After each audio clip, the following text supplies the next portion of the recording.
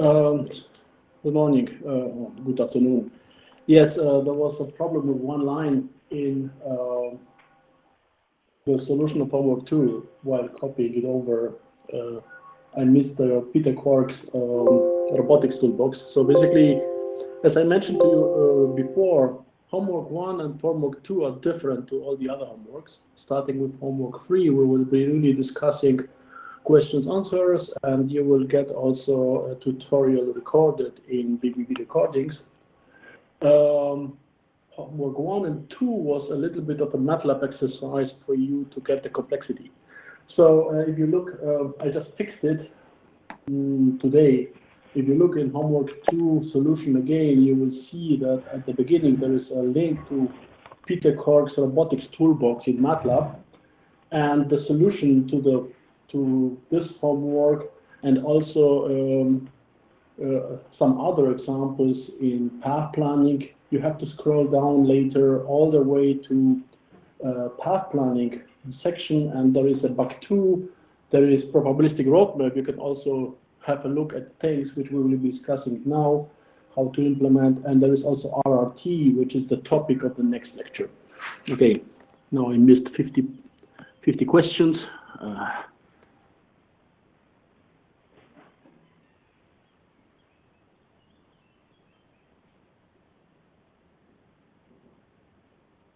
On lecture 4, slide 3. So about the semi-algebraic sets, let me just see what's meant. XPDF 4, slide 3, 1.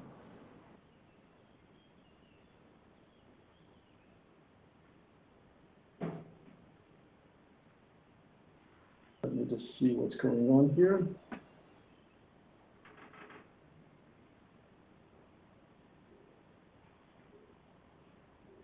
Lecture 4, slide 3.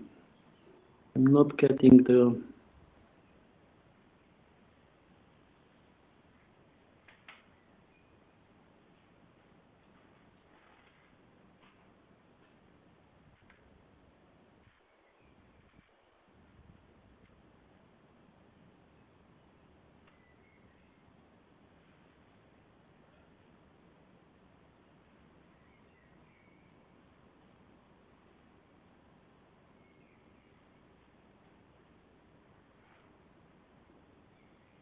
So the way basically the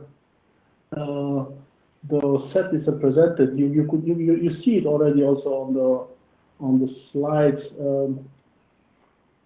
how we represent this later in the PRM. It's basically the free space can be can include boundaries, or it cannot include boundaries of the obstacles, and many solutions allow basically to be in contact with the boundary. Then it's a semi-free space, and so basically don't get stuck with this definition. What we are basically, what's meant here, it's a very difficult way of finding the free space in a task. What we are representing here mostly are two-dimensional spaces. Let me just maybe do it. It's basically just meant that semi is meant that also things in touch with the obstacle are a valid solution for the planning task. On slide 12, I think this method is still not uniform on the surface, right? Oh God, you are just jumping to slide 12. Okay. Now I see my problem. I was in the wrong slide 12.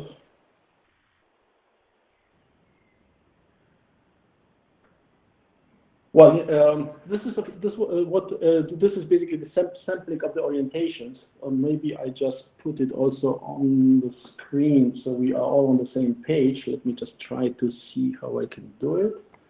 I just trying to solve so I solved the drawing problem by allowing now iPad to draw, but uploading things, it's just a different story. Robot motion planning. Join.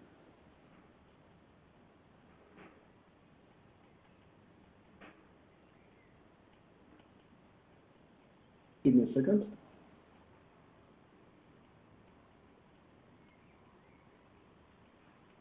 Now I make myself presenter.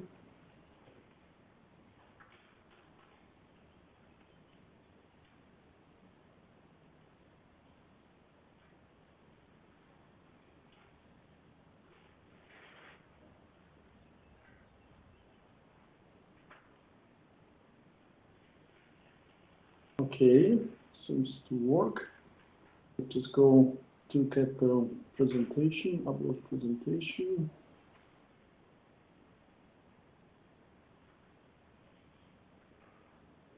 This one, upload the new one, number 4.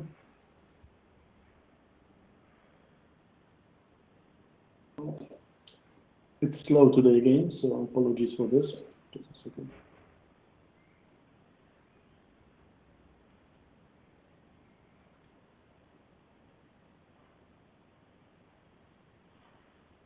Okay, this goes to the screen, I hope. Okay.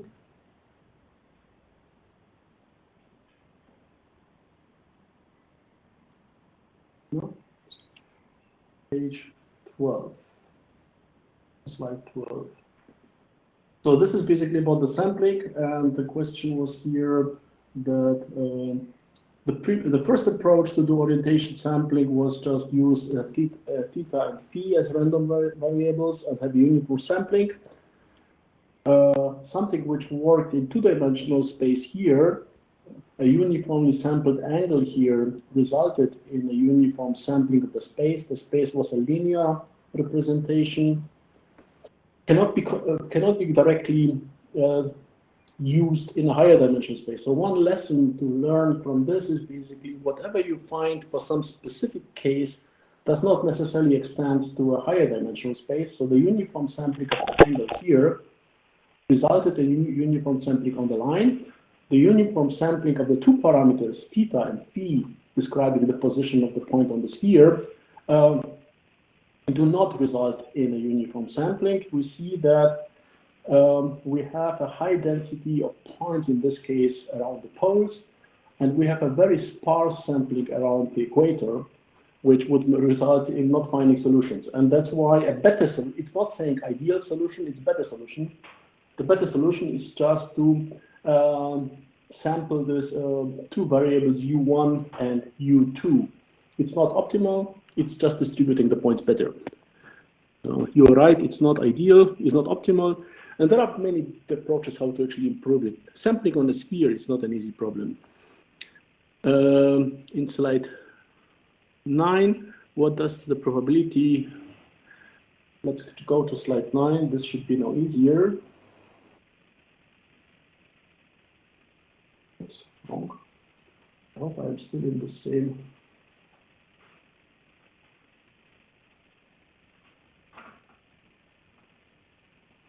Wait.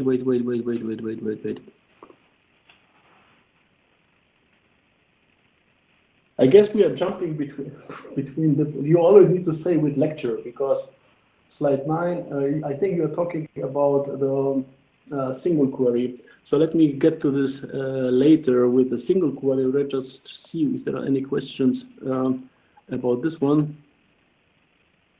Could you elaborate? Okay, so there is another single query.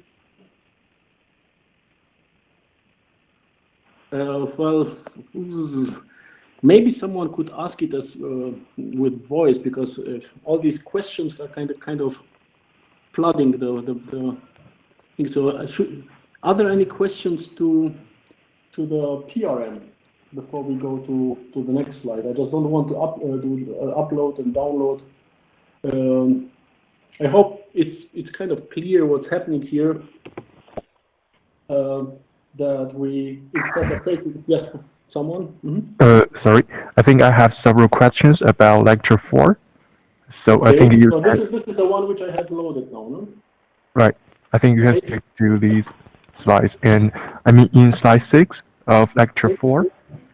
Okay, let me just go there. So it's about parametrization, and I mean from Wait. You mean slide 6? You mean the number of the slide 6? Because the slide 6 is this for me. Am I in the wrong story here, or? I think so. It's the right slide. So Okay. it's about the maybe something marked red. So just 1 minute.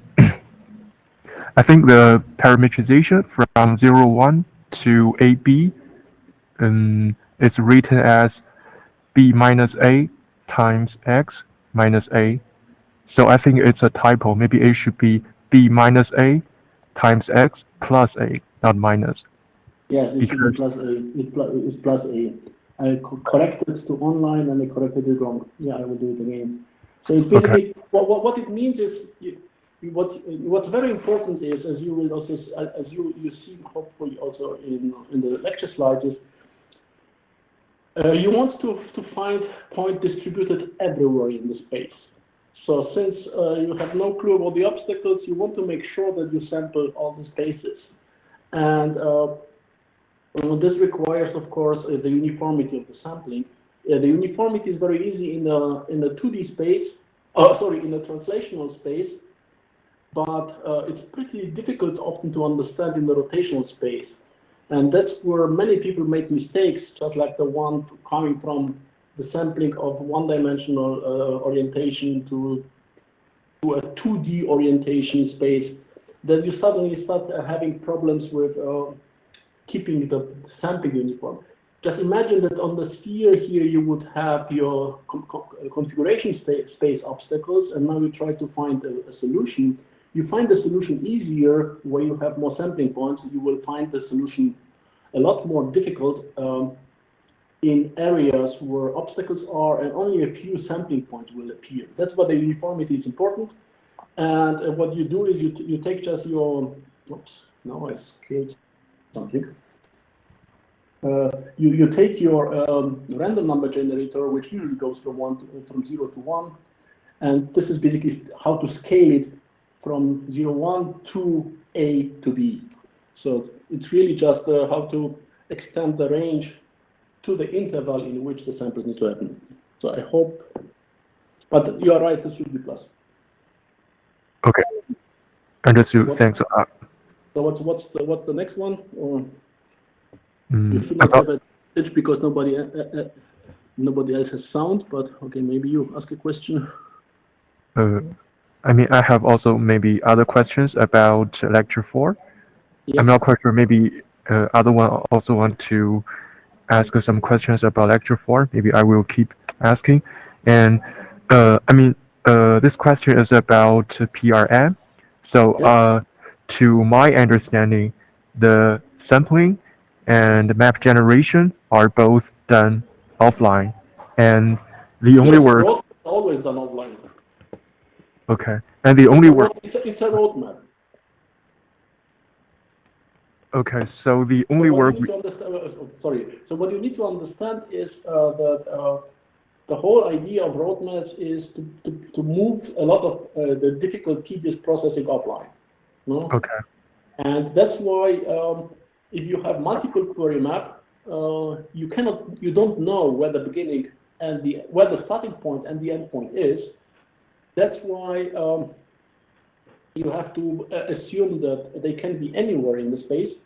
That's why you have put also the uniform sampling, so there is a minimum distance to any start and end point in your space. Okay, understood. And another question based on this is about resampling, maybe expansion. So, I mean, in this step, the robot takes a random direction, covers some distance, and maybe a new milestone is set at where it stops. And this path covered by the robot should also be included in the roadmap, right? Yes. So you mean the slide on the bottom here, I hope? Right, this slide. Yeah, so the problem is, like the original idea was to use very few points to cover the topology of the space. So instead of sampling the entire volume, which could be a 6-dimensional volume with quadrillions. I don't even know the names of the numbers you would need to process for each of them to do collision test. What you do, you stick with n milestones, n being picked based on the equation, which is with the logarithms, and using this n milestones, you hope now that the environment. Let's see. I just need to look where is the basic. It's in the other direction. Let me just jump there. No, come on. This was the simplification. I'll go to this in a moment. Yeah, here. So basically what you assume is that each of the milestones actually cover, you can see a lot of the empty space. So like if you imagine each milestone as a bulb, it's basically illuminating a lot of the free space. So that means it can connect to many of other milestones. That's why you don't need many. And if everything would go right, picking endpoints should give you a fully connected graph. It does not necessarily fully connect. And this gets you to the problem you mentioned, that you need to improve the connectivity. So a simple way of improving the connectivity of the space is really just to choose more milestones. So increase the n. At one point, you start seeing each other. As I mentioned in the lecture, the narrow passages are of course problematic, just because it's very difficult to hit in these very narrow gap between two obstacles. So the probability that one milestone will show up somewhere here will be very low. Most of the time you will be hitting the obstacle and deleting these milestones. That's why one of these approaches to improve connectivity is this resampling this random walk. So instead of just picking milestones based on uniform sampling, you pick a random milestone as the starting point, and then you start walking in a random direction. If you hit obstacle, you don't throw away this path. You continue in a random direction again. If you hit again, you randomly change direction and you continue again. The termination is basically based on the length of the path. So you say, I need to do X steps along this green line to the new milestone, and you put the node at the end of this random walk here. And this gives you a hope, like what you see here in this image, that by chance the path may bounce into such a narrow passage and put a milestone somewhere in this difficult area. But the resulting path is not very easy for the robot to execute. You need to understand that in this two-dimensional case here, for example, if this is a 2D configuration space and it's a manipulator, this would be the orientation of the second joint, this would be the orientation of the first joint. The configuration space is parameterized by the joint parameters. If you walk on a straight line, this just means that you have a uniform motion with a constant velocity from some original orientation to some final orientation. This random bouncing means that while going from one milestone to the other, you need to change directions of motion. So you see in the green path that theta 2, which is the vertical, would be positive at the beginning, then it would switch to negative, and it would switch to positive again. So you lose basically the simplicity of execution of such a path, and that's why it's important to smooth such paths, to remove these often unnecessary additional control points to execute such a path. So such a zigzag path is a feasible collision-free path, but it's very difficult to implement. You would like something where you start at this point, you set the velocity for theta 1, for theta 2, and this brings you here. So this is an easy execution. The random path is a difficult execution. Does it explain? Okay, I think I have understand most part. And another question is about. Excuse me. Here, can I ask a question at this point? Sure. Let's go for it. Yeah. We said that we don't change complexity with random walk, right? We don't change what? No, We don't change complexity with random walk. We are adding, we are adding additional milestones to the system, but we are not doing it just by increasing the random number of milestones. We are adding just very specific milestones which are designed to actually find connectivity between the subgraphs which were originally split. Like the yellow one here was split from the yellow one here. And we look now at milestones which are close to each other, and this random walk gives additional milestones to this, but it's not doing it just by uniform sampling. It's having a strategy how to put them. And if you look later, there is also this obstacle-based probabilistic roadmap which is doing exactly this. So instead, the obstacle-based probability map is actually not really a convenient tool, because the milestones are not distributed uniformly in space. The milestones are all distributed along the boundaries of the obstacle, but they cover the difficult parts. And in an empty space, to get to a milestone is, of course, a no-brainer, but you still have to do all the testing while going towards a milestone. But here I couldn't understand how can we add specific milestones without changing the, how can we add specific milestones without changing the number of n, or without changing the complexity? We are changing number of n. We are adding so what the strategy is based on the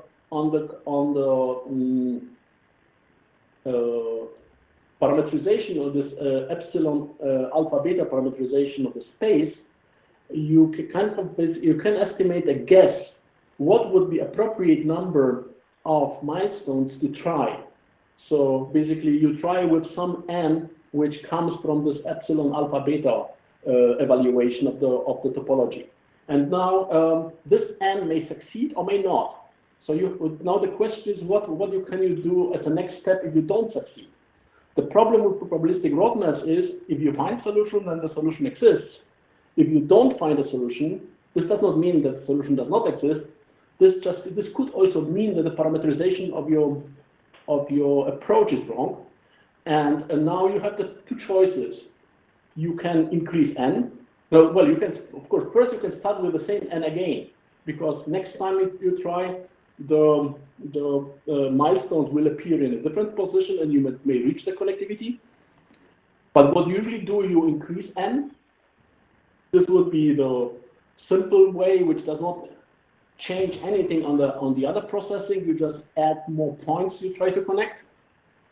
And one of them is really this one. Instead of randomly setting the additional parameters, you have a strategy where you choose milestones which are close to each other between two not connected subgraphs, and you try with this random walk to put additional milestones explicitly in the local area, hoping that one of them, because you don't do just one, you do multiple of such additional milestones, and you hope that one of them will bounce into such a narrow gap to improve the connectivity. And what's just at this point, just to clarify it again, that the important thing is, of course, to find the right parameterization for your space. Of course, you need to remember that even to place a milestone onto the planning map here, you need to do a full collision test. So for each of these milestones, what you need to do is you need to check for collision of the robot with itself, and you need to check for collisions with any point on the structure of the robot with the environment. That means you would like to have the number of milestones at the minimum, and kind of a way of guessing what the minimum is comes from the logarithmus equation. I'll just try to find it with this logarithmus naturalis. Let me just see where it is. It's on the next slide. So it comes in on the next slide. On the next slide set.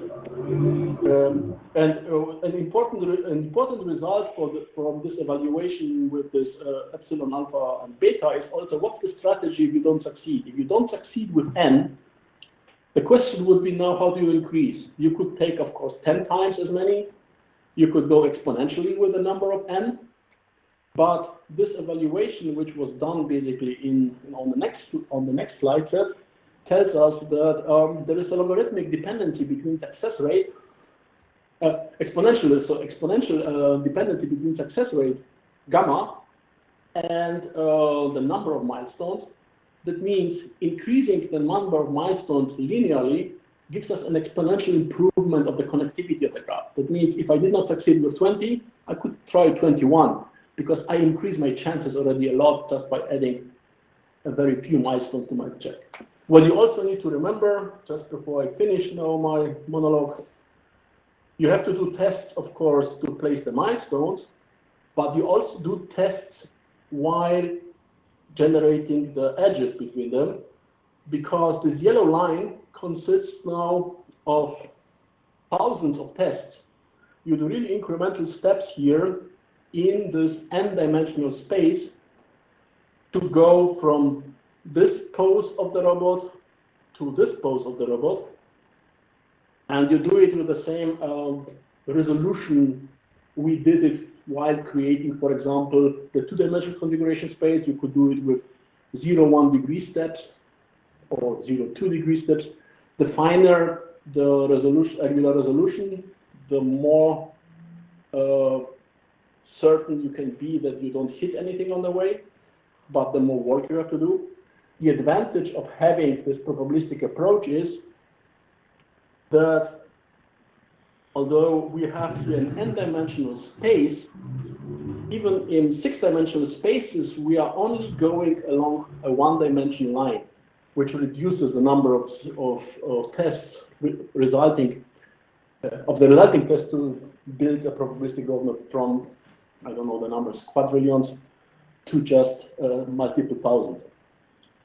So that was the long monologue from my side. Does it explain what yeah, okay. Yeah, okay, thank you.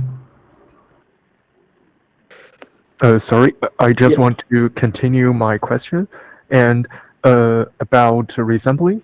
So the resampling is also conducted offline, so it's part of roadmap generation. Yes. Okay, Well, and there is a little bit of a name. I kept the names from the guy who wrote the book, like the resampling in the PRM with the multiple query PRM. Multiple query PRM is a real roadmap. Multiple query PRM is calculated offline to prepare the robot for an operation in some space. So later, the robot operates in this bright yellow space, and offline you prepare the graph to simplify the collision tests. Because later, all you need to do is just connect to one of the nodes, and then you just slide on the graph without any testing. The single query roadmap is not really a roadmap, because this one is calculated online.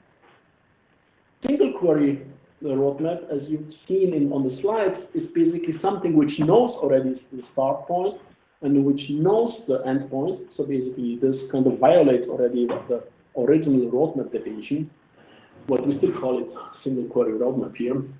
The idea behind single query roadmap compared to this multiple query is, if I want to go from here, for example, I hope you can see the red mouse here, from this point, from this area to this area, I may not need to sample this part here.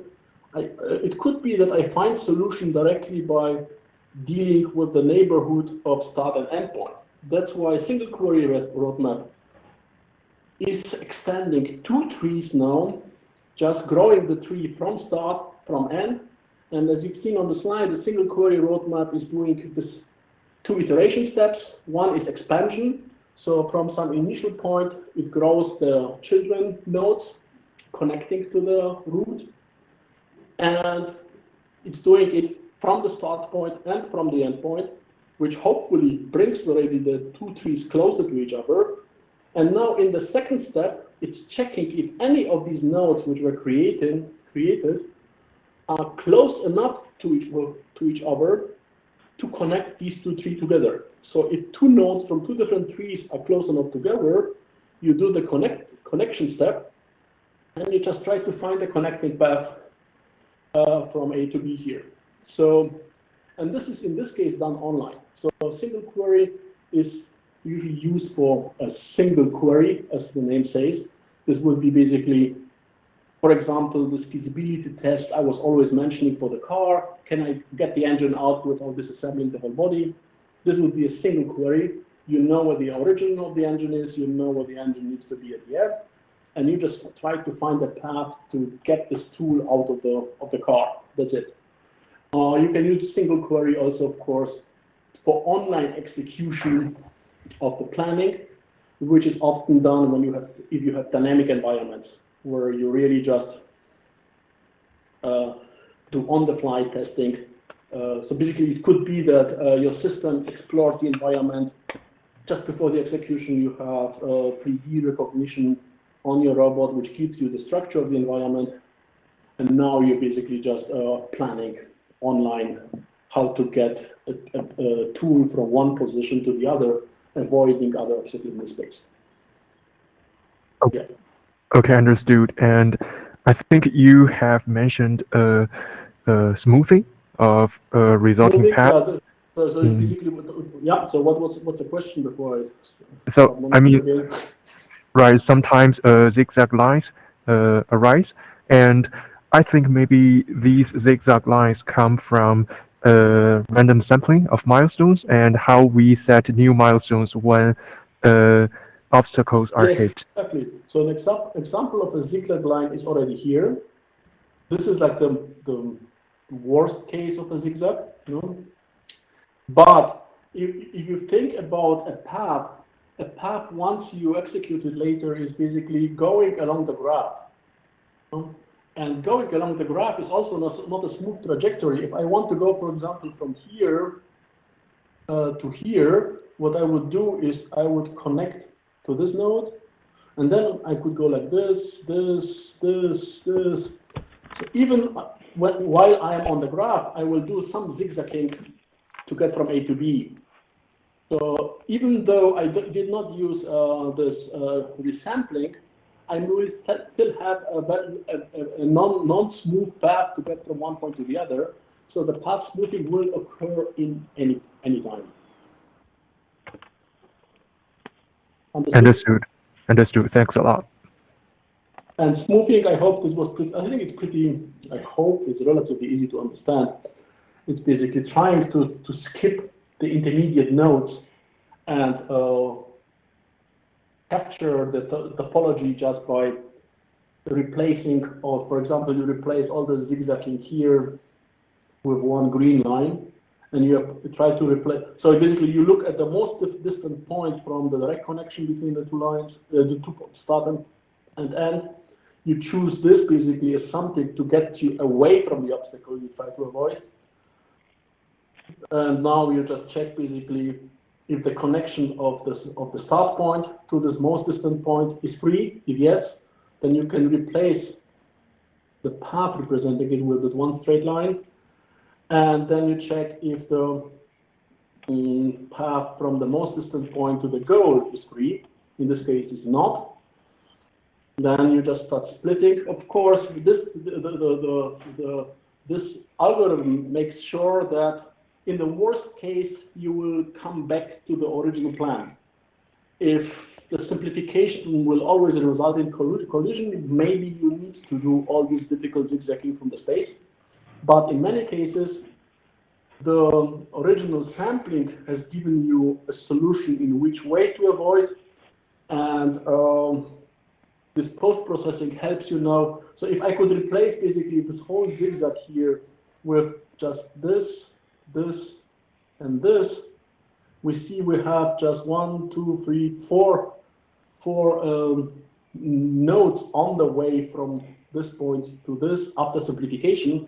That means I have to change the velocity of my joints while traveling from from A to B only 4 times instead of 50 times, not 50, but a lot more here. This also results in a more natural path of the robot. So you can imagine you would expect the robot to try to go from here to here, and suddenly the robot starts doing this wild dancing. This scares the user, of course, as well, and it's not really giving you trust into your path planning. Yep. One question regarding this random move. So we actually only thought like the change of direction is only if we hit an object. Is there also like something some maximum step number where we again? So I guess we said that there's a maximum step and then we try to connect. But if we aren't able to connect, then we just change direction and go on. No. What you do for the resampling, you try to go basically as a pre-specified path length. And if you collide, you don't stop, but you continue in a random direction, which allows you to continue. And you place a milestone at the end, and from this milestone, you try to connect again to the other graph. And if this doesn't work, we just change the direction and move on. Well, in many cases, you will not succeed. So the problem with probabilistic roadmaps is really what I was trying to say before. If you find a solution, there is a solution. If you don't find a solution, you cannot say there is none. But so I don't understand if we go to the next slide, for example. So actually, if there is no object, then our random walk would just go straight on until a maximum number of steps and then stops. Because here we have a lot of zigzags, even if there is no object. So it would put. So what originally was here, these two yellow lines were not there. There was just a graph consisting of these nodes, and there was a yellow graph consisting of these nodes. Now adding this random walk here created another node here, and this node was close to these two guys. So the system tried to connect to these two, found this connection, and completed now the two graphs to a single graph. So basically this succeeded actually to join these two subgraphs to one. And the same thing you would try to do, of course, with this one. You would start another random walk here. It's multiple of them. You would hope that one of them kind of bounces at least into this gap, so it starts seeing nodes from this one, or you will try to do a random walk from here, hoping that something will bounce here and being able to connect to this one. So in the end, you want one fully connected graph, because if you have subgraphs, the roadmap is useless, because the roadmap would only tell you how to operate in some local subregion, not how to execute a task in the entire free space. So you would actually try a random walk from each node? As you try the random walk usually from nodes close to other subgraphs. So if I want to connect these two guys, this yellow subgraph with this yellow subgraph, I will try this node, I will try this node, and here I will try this one and this one. Okay, and then if those wouldn't work, we would try other nodes from this graph. Yeah, well, it's really just, the problem is, it could be that there is no connection. It could be, that you have a space where the robot is trapped in some subspace which it cannot exit. And in this case, you can try as long as you want, you would never find a solution. So you need somehow to find a termination. When do you stop trying? The termination is, on one hand, your strategy is increasing the linear number of nodes, so you do few increases and check if you succeed. And also here, you just to improve the probability to find connection, you try multiple runs, like say 10 or 100 from each of the nodes, trying to hoping that one of them will bounce into such a narrow gap and find connectivity. I did not draw the 100 trials here; it would make it completely incomprehensible here.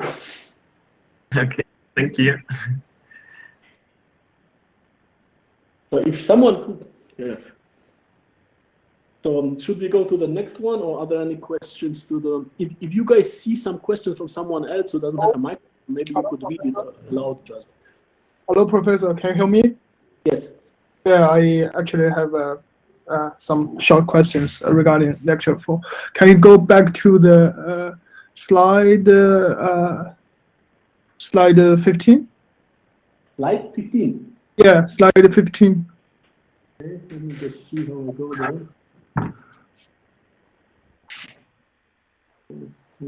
Yeah, it's this one. It said that many queries to be processed in the same environment.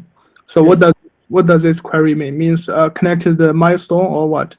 No, this query means I have a robot in a working cell, for example, in a factory.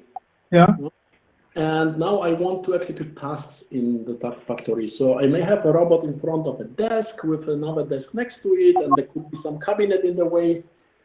So to go from one position to the other, I need to plan collision-free motions. And the queries are basically tasks executed in such a space.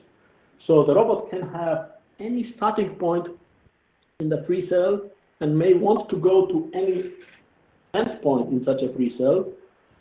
And to understand how to execute this, what I do is I create, so the robot, this is a two-dimensional robot, the robot could actually be asked to go from any point in this bright yellow space to any other point in this bright yellow space.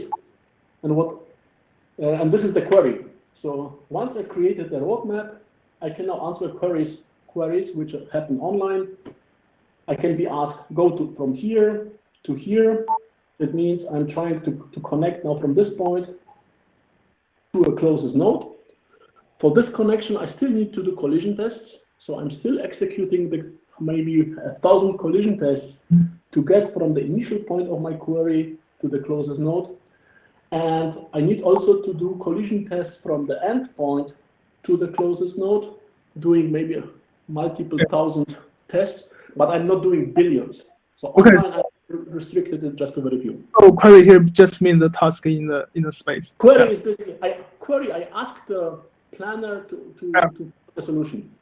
Yeah, for a specific task, right? Yes. And another question is regarding the algorithm you showed in slide 21.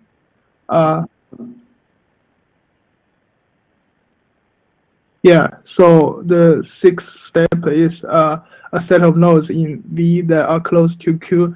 I just wonder that how you realize that you will set like a distance threshold value, and if you Yes. and how does this how do you choose the appropriate threshold value of this? Good question. This is the art of creating this map. Usually, what you need to understand is basically, let's say, just for simplicity, it's a two-dimensional robot, Yeah. and you have a rectangle, let's say 2 by 2 units, no? So the area is 4, and now you've chosen to create 10 samples. So basically 10 samples uniformly, if you are lucky. Each of them would be responsible for an area of 4 divided by 10, 0.4. No? This is basically a kind of, it's still all approximations. Now I imagine that the responsible area is kind of 0.4 units, area of a circle, 4 pi r squared. That means the radius of such a disk would be, don't let me do the math, I will go wrong, but I hope you get the point. So each of these nodes would usually be responsible for some small r area. And this r tells you what the 2r is approximately the typical distance between 2 nodes if they exist. So make it 3r and try this. Do you understand what I'm saying? Yeah. Thank you.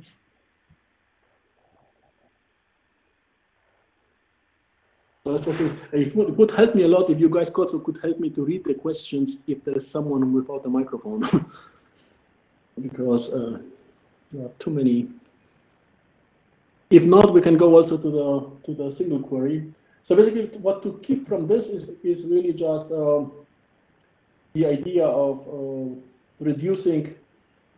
So basically, what we went through the lecture now from complete knowledge, which was basically the cell decompositions and things like this, to partial knowledge, which was potential field method, where we didn't know the entire space, we knew only something in a raw distance around the robot.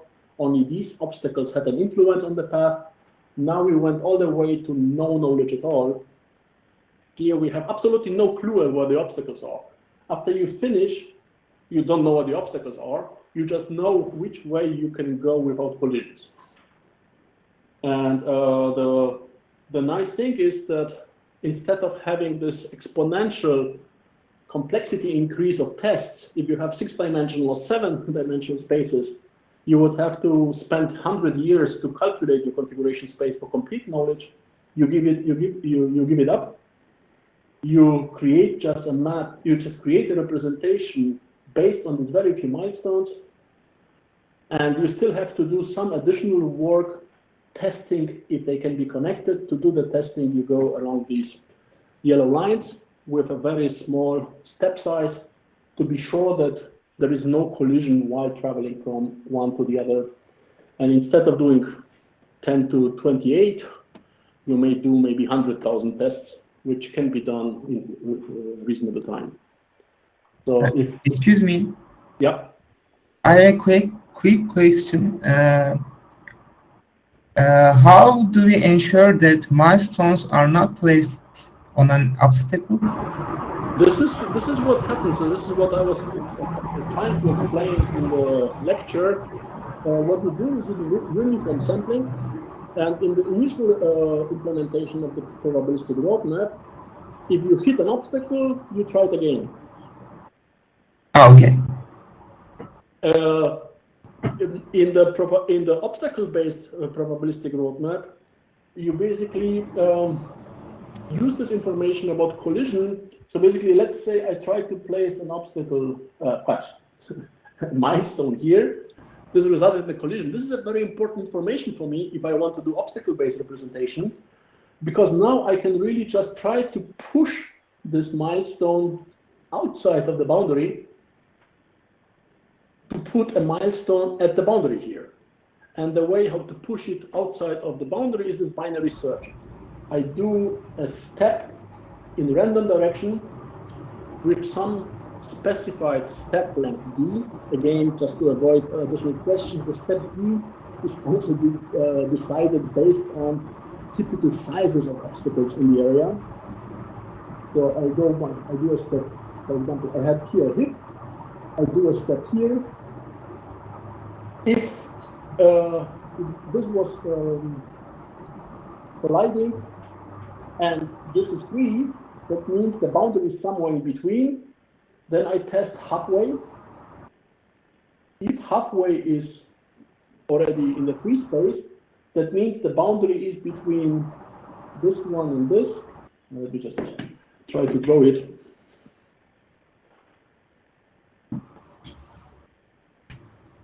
So, and let's just take a big obstacle. Do I do it? Yes. So I hit an obstacle here. Now I try basically in some distance D. So this is occupied, this is free. Now I test a halfway, which is somewhere here. So the green one is now the binary halfway test. So I see now I have here 3 occupied. The boundary is in this segment. I subdivide this segment in halfway again. Just pick another color. Let's put it here. It's not halfway, but I hope you get the idea. And now this one is free again. That means I have here free or free occupied. The boundary must be somewhere in between.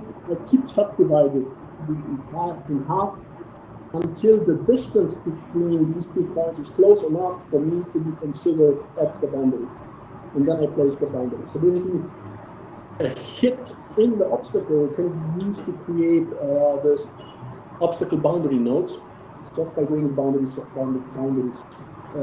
search. And I do this placement not only in one direction, but I try here again multiple random directions just to place as many points on the boundary as possible. Oh, I got it. So binary search makes more sense than trying again and again, right? Well, trying again and again doesn't make sense. What you could do is, one way would be, of course, to start at this point and go with this fine search with, let's say, 0.1 degrees in random direction until you reach the boundary. But this may result in 10,000 tests. The binary search gives you fast approximation. So in one jump, I go already very far away and decide where to look for the boundary. So instead of 10,000, I may end up just 100. Yeah, all right, thank you.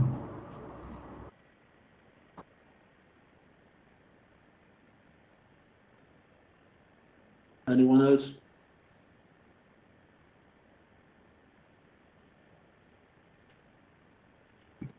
Could we move to the next lecture? Maybe? Yeah. Regarding this single query let me just yes, this and I need to go here, upload presentation, this one, upload file 6, okay, upload.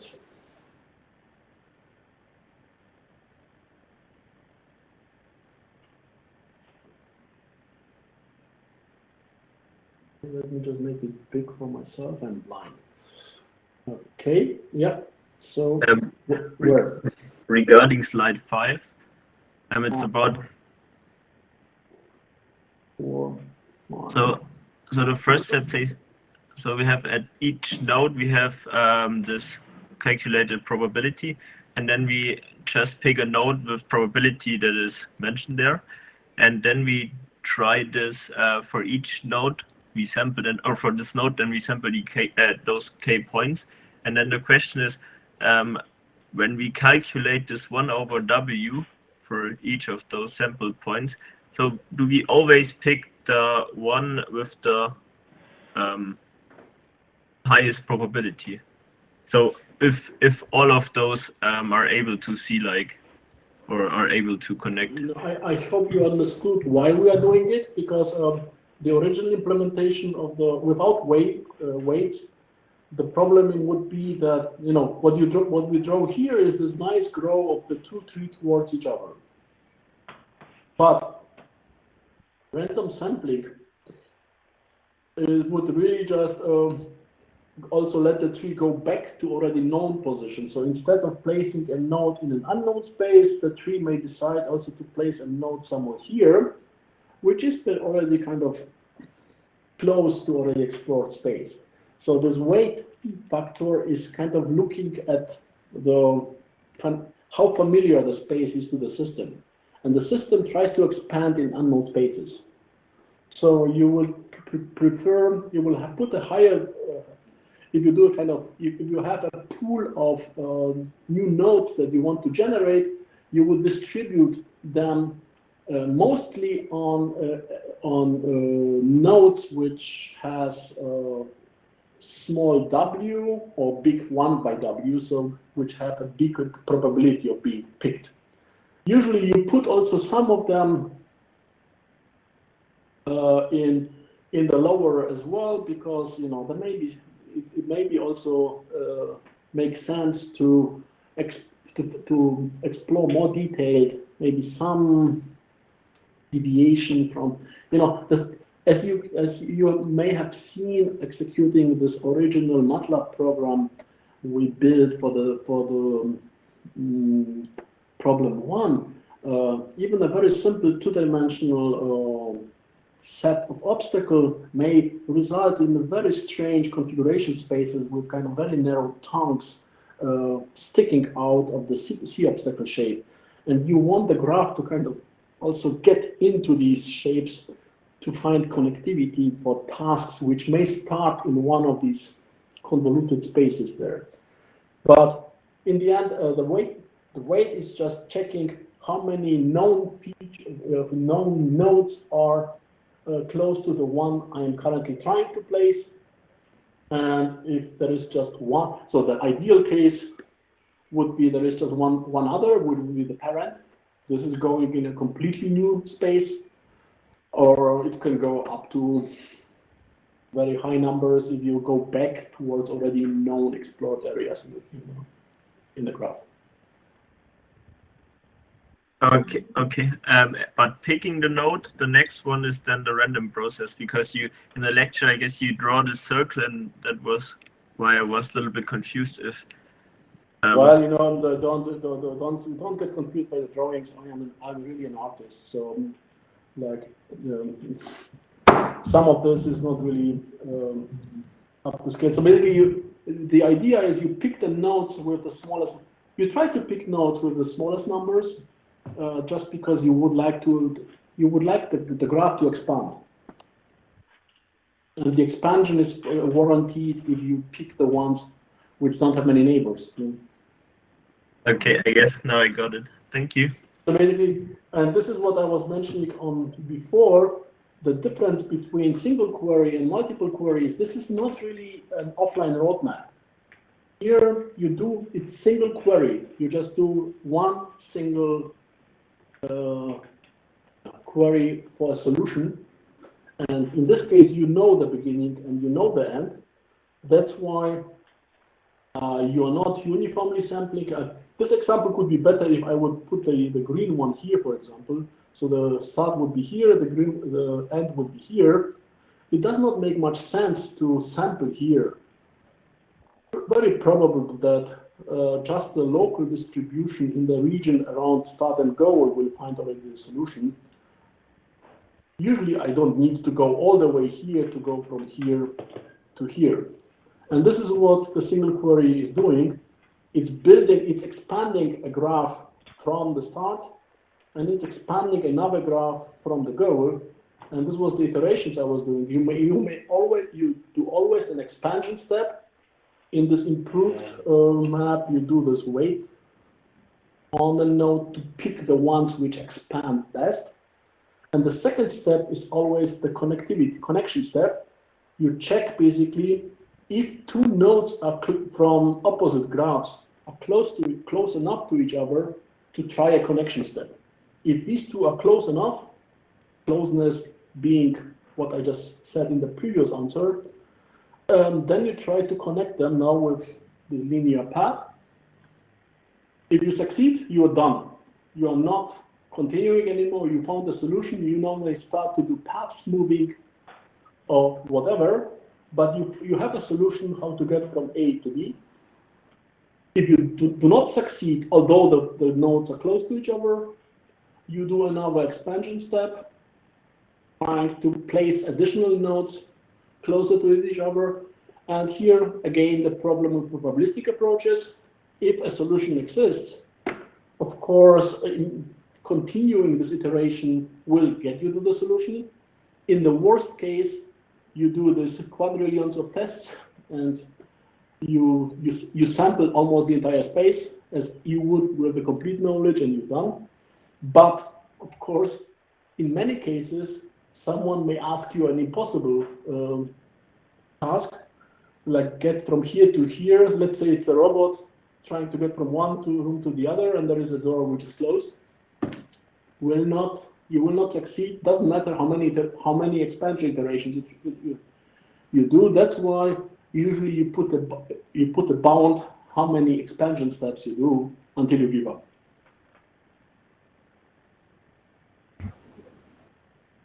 Sorry.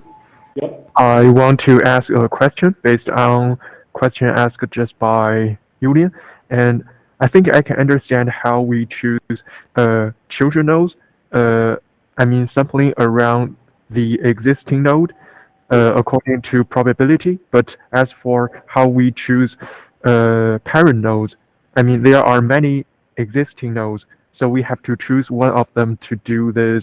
You always go from previous layer to the next layer. I mean, maybe from the bottom of a tree.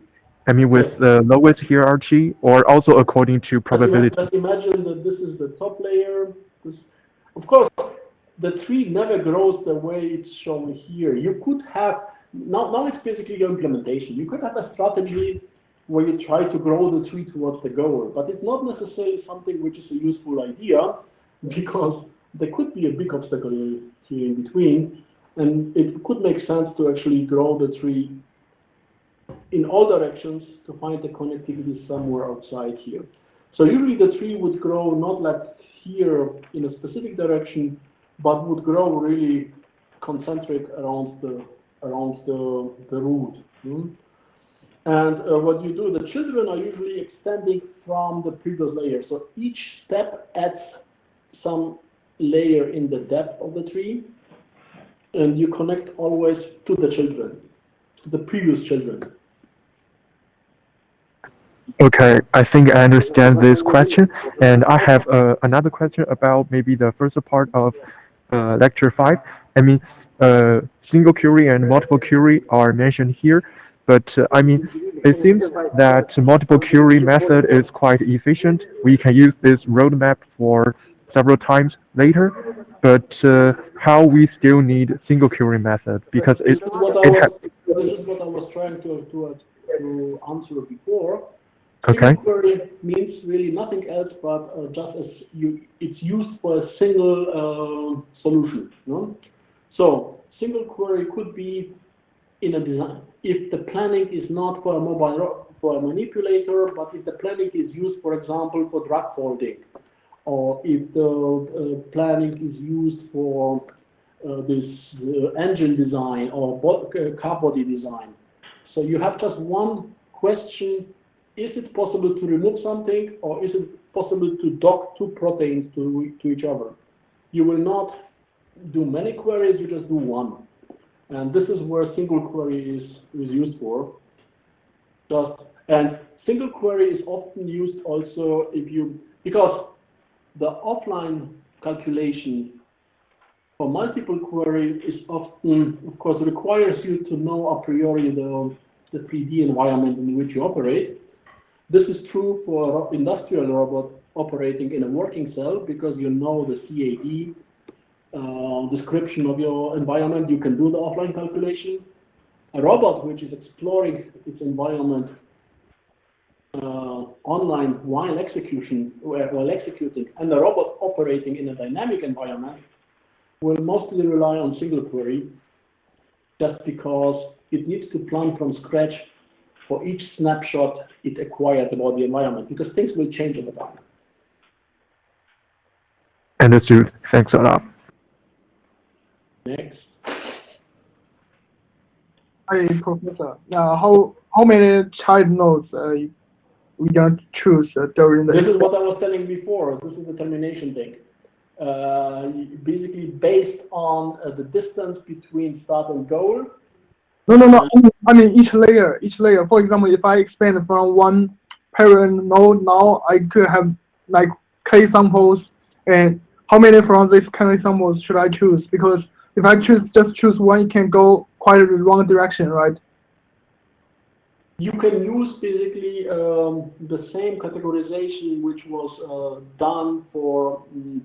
So basically now what was done before with this epsilon, alpha, beta expansiveness, what was done for the entire space can be now applied to the local area in which the robot currently is.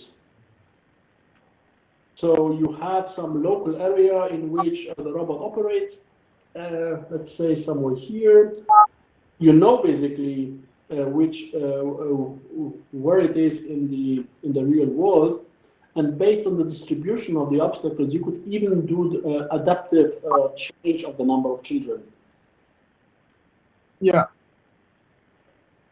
I mean, This is really, as everything here, this is experience. This is basically just looking at the structure of the environment and inferring from the structure to the parameterization. What this thing is showing you is basically what's the framework. And of course, a very important question is how to parameterize the framework. And one important thing for the parameterization is expansiveness. I don't know, it should be on this slide here somewhere.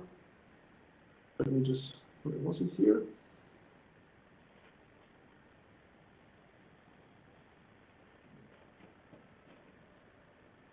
No? Yeah. Is this analysis basically, so again, many people are asking me, since this expansiveness analysis applies to a configuration space, does not help me much since I did not project the obstacles in the configuration space. It's difficult for me to get the expansiveness values. The most important result from all this is, let me just scroll here, is this equation here. So basically what I will put you the paper, I think I forgot, I will put you the paper from Sue and the thesis from him, so depending how much time you want to spend, you can read the one or the other, which is basically deriving this equation. And the important solution here was basically to see how the number of milestones changes with epsilon, alpha, and beta. So how many milestones are useful based on epsilon, alpha, and beta? And we see we have here another value, which is gamma. And gamma is the failure rate. 1 minus gamma is the success rate.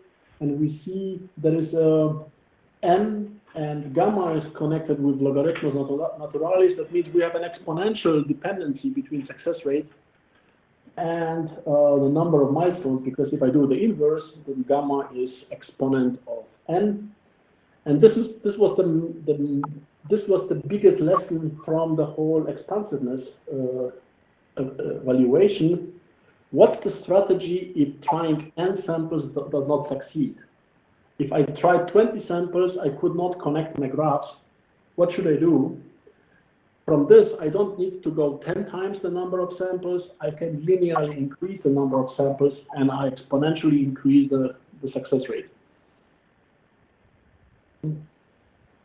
Just to get this in your heads, guys. Yeah, okay. Yeah, I think it depends on the strategy, right? And also you can adapt the strategy, right? Well, you know, you can really go wild here. So this is basically the basic idea how to proceed. The basic idea is give up the complete knowledge, do sampling, you know, and try to steer the sampling. But you need to keep in mind, this is kind of an experience that any additional steering you put to this generic approach can, of course, result in a failure in specific environments. If you go away from the generality and try, for example, to if you, instead of, let me just go back here. Oh, where is my, here. If here I was saying, like, here my strategy, my additional strategy I added to my sampling was this directed sampling. So I'm trying to push the nodes towards the goal and towards the start. Appears to be a good strategy, but of course it works only if there is nothing in between. If I have here a very ugly shaped obstacle going like this, then my original map will need to go in this direction first to go all the way away here. And now your smart strategy you applied to your grow works against you, because it will guide you towards these hollow regions which cannot be connected. So be careful. You know, you can, depending on the structure of your environment, you may speed up the solution just by having this guidance to your sampling, But as soon as you put some guidance, be careful because you can limit the solutions. Yeah. Yeah. I think I understand. Thank you. Yep. Next. Sorry, I would like to ask a question about lecture 5 in slide 23. So You need to tell me if I'm still in the right lecture because I don't see the number, but I think it's 23, huh? right, it's about 3 parameters about expensiveness. Right. So I mean, it has been explained in video. So we should choose maybe a largest value of A and B, or in fraction form, alpha and beta, to have good expensiveness. But I mean here, alpha and beta are related to each other. If alpha is larger, so beta should be smaller. So how can we choose both largest value of these 2 parameters? And I mean, there is also such if you look at the homework 3, which I uploaded last week, I already put now in this tutorials I have basically now video explanations to the homework, where I'm going in more detail on this. So you may find the solution just by looking at the T31 video online. Okay. So basically what you're trying to do is, the idea is, so the whole idea between epsilon, alpha, and beta is how to connect from one subspace to the other. This was a difficult thing. We have 2 subgraphs which are not connected. And you see this idea, I think 2 earlier. Yeah, here.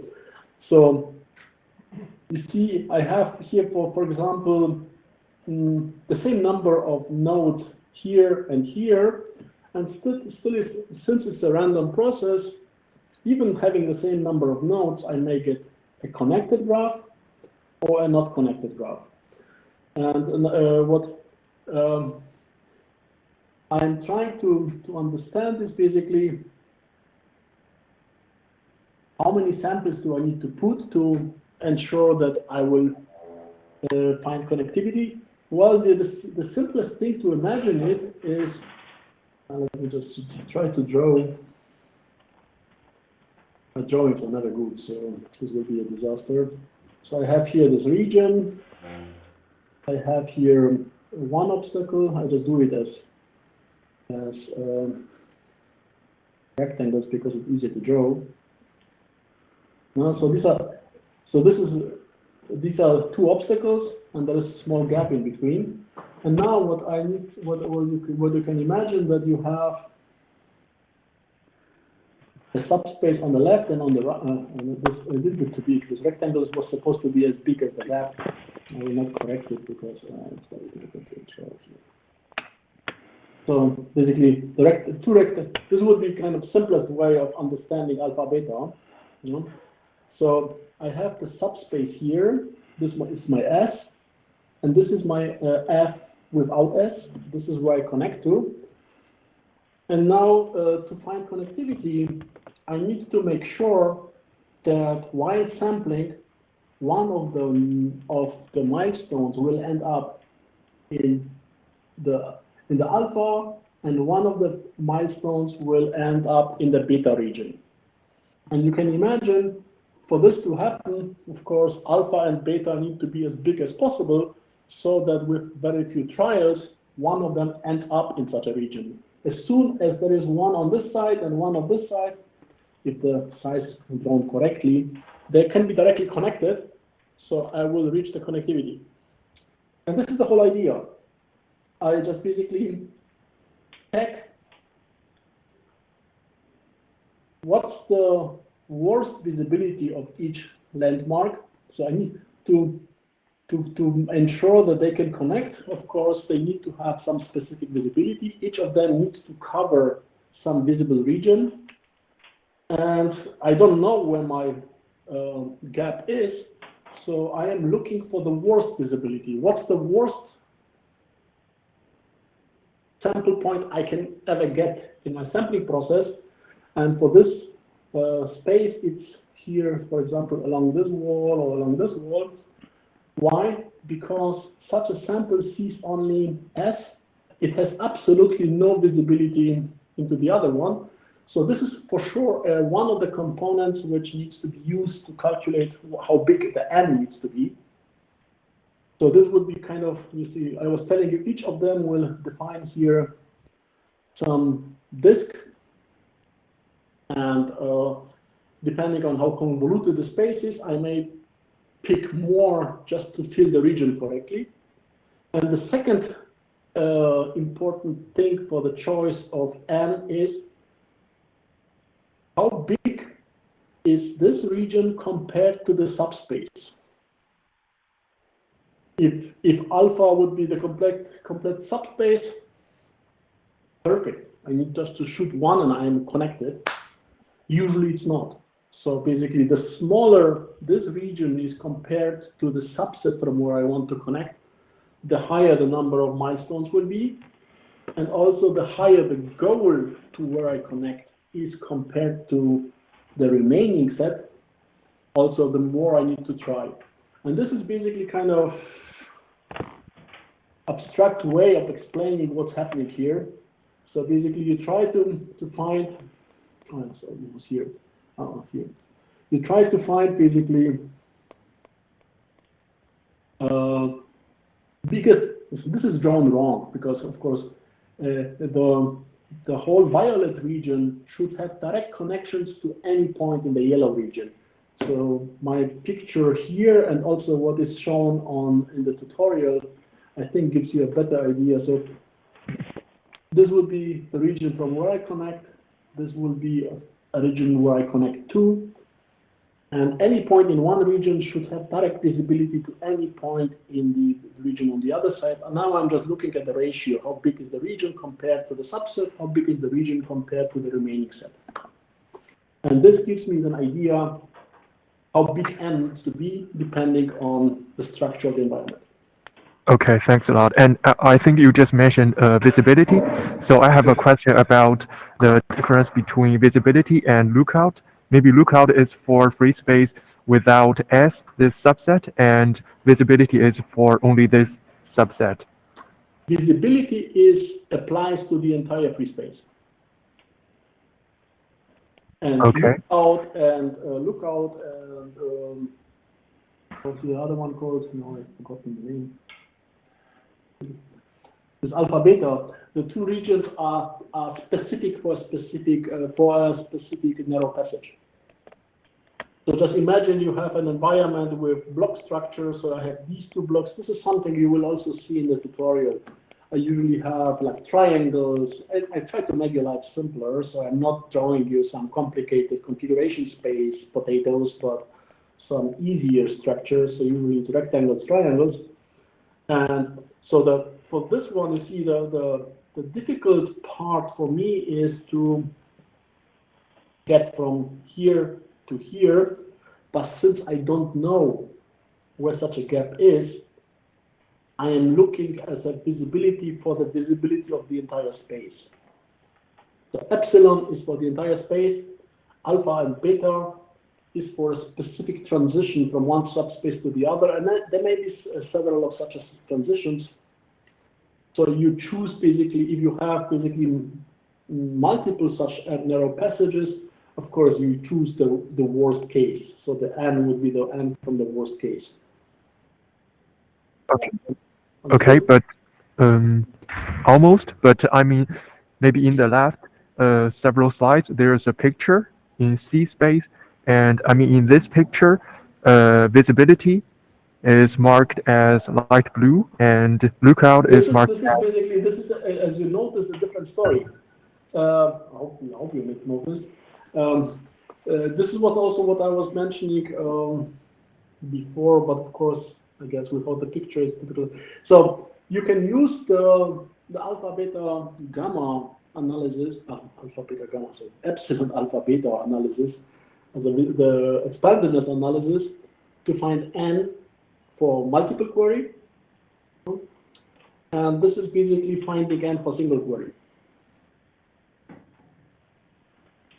this goes towards basically your question how to choose n, how to choose the number of children. Oh. Okay, I think I understand this question.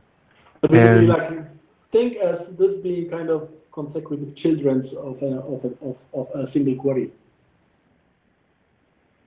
You're connecting from a child to a new region.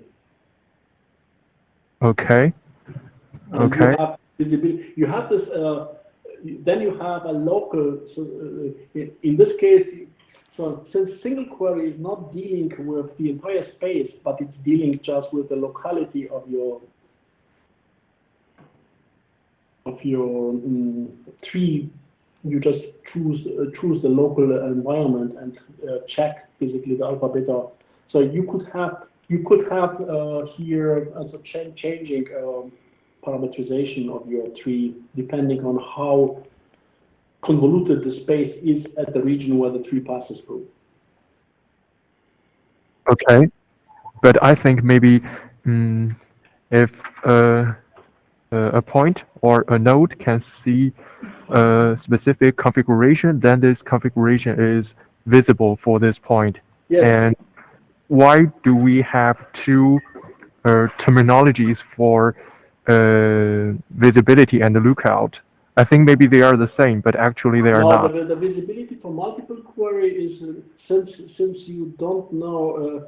So basically, the visibility for multiple query means you check what's the worst case, because the point can be anywhere in the space.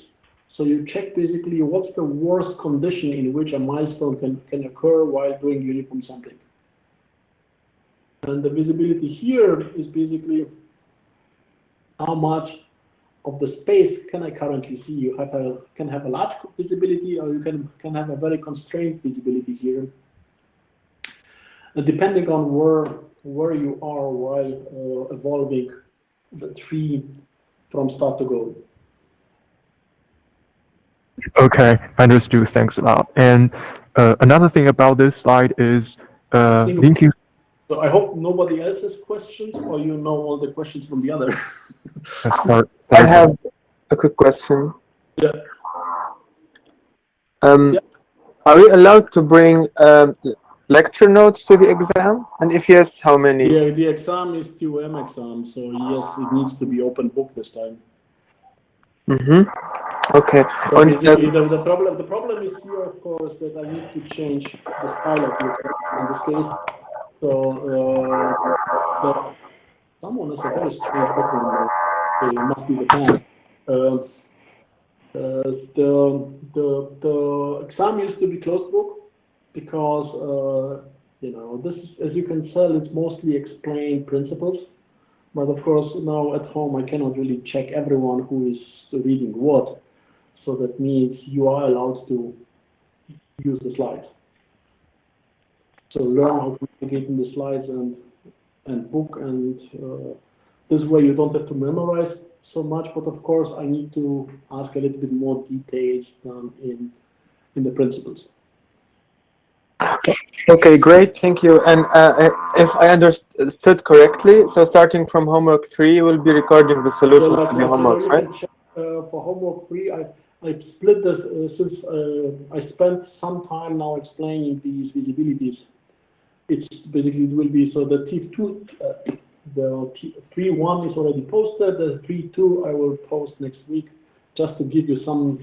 I don't want to have too many different questions in the tutorial later in the office hours. So I'm trying to kind of stretch it a little bit. So because this time it was of course a gap because I had to cancel one time and see what's happening now. I have different slides jumping back and forth.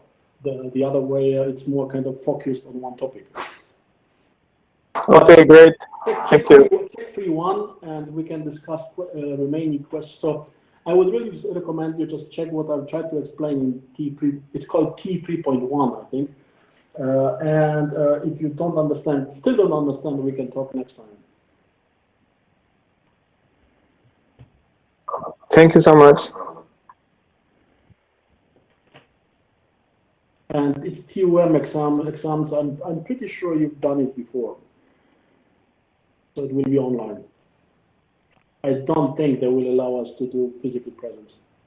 And they asked me already because we had to decide, and I still don't know exactly when. So just since there are many people here, and I get this question all the time, you know, in my understanding, the current date for the first exam is 5th of August, but it's still not fixed. It can change. The date is fixed when you see it, but it could stay like this. So 5th of August appears to be the date for the first one, and there is a, what we call it, retake exam, but there are no retake exam. There is a second trial you can have, which will be at one point. I usually ask it to be in the last week of the lecture-free period or in the first week of lectures. But okay, now we don't have the problem with the classrooms, but we have a problem with computer capacity. So I need to check how they schedule it.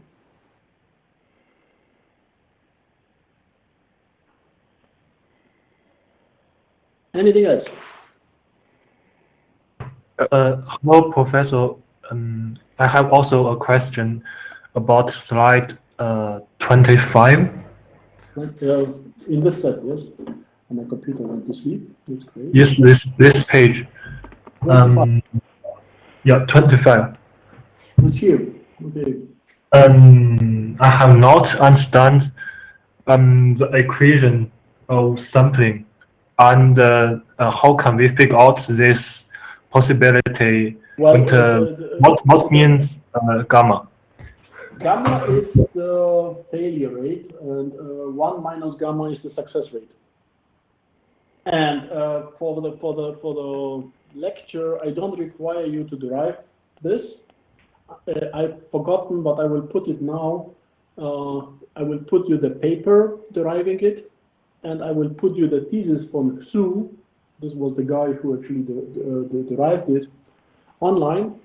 So really, I would really recommend everyone to read the paper, just 6 pages, and it explains you basically how he came up with all the parameters, maybe in a different way than I am doing it. And he comes up with this equation in the end. Since I don't require you to derive it, I really want you just to know basically what the structure of the equation, and the important part is really just that the gamma and the n is on the 2 different sides. So there is a logarithmus naturalis or an exponential function between them. This is the strategy for us, how to change the number of milestones if we don't succeed. Okay, thanks. I have another question about our exam. Is there programming in our exam? I may add it next year, since when it stays like this, I will do programming, because I was not doing programming originally, just because it was impossible in 75 minutes to program anything. If we continue with this online exams, I will consider programming examples, because now you're sitting at home and you could do programming. In this exam, it will not be. I have these 2 MATLAB programs just because I wanted you to see the complexity. Like looking at the board, sometimes you don't see how complex it is for the computer to figure out what appears obvious, and if you look on it, even on the 2D structure. Okay, thanks. So, but could if you push the exams longer than just these 2, you may have a programming example as well. But in this two, so now in August and the one at the end of the break, there will be no programming. Okay, understood. Could you please post the MATLAB code about homework 2? I just mentioned it at the beginning. It is already fixed. So basically, what I would like you to look at is the robotic toolbox from Peter Cork from Australia. And the link to I have this toolbox on my drive. Somehow the link to this toolbox disappeared. Check again the solution, and you will see that there is a link to a zip file which contains the entire toolbox. And what you see on the screen are basically the different sections of the toolbox. The one answering the questions I asked in the homework are in the section path planning. So you see there is a BAC2, there is also RRT, there's a randomly expanding tree, which will be covered in the next lecture. There are also PRMs, so you can also try out things from this probabilistic methods, which I will not ask you to program anymore, which we will be just discussing as solution in the exam-like style. But the toolbox is also pretty useful for robotics lectures. It is the robotics toolbox. So have a look, and all the MATLAB code is now in the toolbox, and it's available from the solution. Okay, thanks a lot. I think there is a question from Mac. He asked, will there be a retake exam for our... I just said it. Course? There is an exam in August, and there is an exam in October. Call it retake exam. Okay, thanks a lot, Professor. Exams are always after the lecture. I have two exams, one at the beginning of the period, of the pre-period, one at the end. There are no retake exams after the winter semester. So it's always after the summer semester. Okay, thanks a lot, Professor. Anyone else? Okay, we are reaching now my time. I can survive without food, but let's see if there is anything. I would really recommend maybe have a look at the tutorial, and we discuss it next time. What's going on with these probabilistic maps? I just have one question, if Yes. no one else wants to ask. And I mean, just in this slide you're showing, could you please explain the meaning of linking sequence and why we want to realize this in C space? I just said it's for the single query. We just discussed it like 10 minutes ago. Okay, but It's basically applying the visibility map now not to multiple query but a single query, where each of the where you have lookouts from each of the children to the new space, and you decide how many children you choose based on the structure of the local environment. okay, thanks, and I will We just have. talked about this, I thought.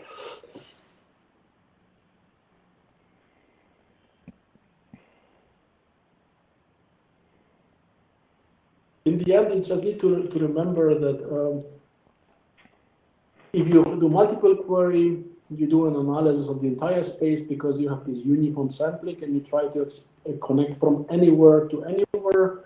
If you do single query, then you try to analyze the local structure of the environment, and then you have the different lookouts depending on where the child is actually currently placed. It doesn't make sense a single query map to pick properties of the entire space, because usually you operate in a subspace anyway. You are not really interested in all regions, you are interested in a region where you currently operate. Okay, understood. Thanks a lot. Okay, I would really suggest that we push it to next week. Let's try to see if you understand it better, maybe from another explanation. I'm trying to in different ways. And as I said, like you should really make it to your habit. Try to also look at different sources. I really don't insist on listening to me. I just want you to understand my notation, because in the exam you may get confused maybe through different notations. This is especially true for Kalman filter, because everyone is using a different, not everyone, but many people are using different letters for the matrices there. But listening to someone else, everyone has kind of a different background, so everyone will give you also an explanation from a slightly different perspective, which may be closer to what you prefer. Okay, so let's meet next week at 12, and I will try to get my food beforehand. I'm starving now, so I hope you I lifted a few I answered a few questions and I created a few new ones now. Okay, so bye.